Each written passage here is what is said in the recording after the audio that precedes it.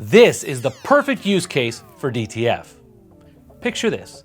The whole family's gathered for the holidays or a family reunion, and you want to take a picture of all the grandkids with grandma and grandpa, and they're wearing shirts showing their birth order. In my family's case, there are 11 kids, and they range from less than a year old to nearly 20. And they have shirt sizes from 12 months to adult XL. If we want the graphics to be sized properly, we're looking at graphics that are as small as 4.5 inches or as big as 9 inches. Screen printing these shirts would be so expensive.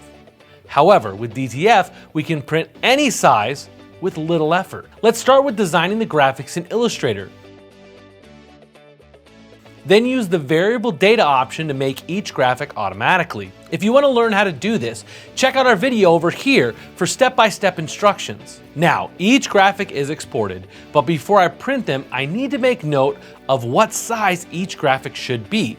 So I've measured the shirts and put them in a spreadsheet. Now let's load all the graphics into our RIP software, and we'll resize each graphic and print them. Now it's just a matter of cutting out the graphics and pressing them.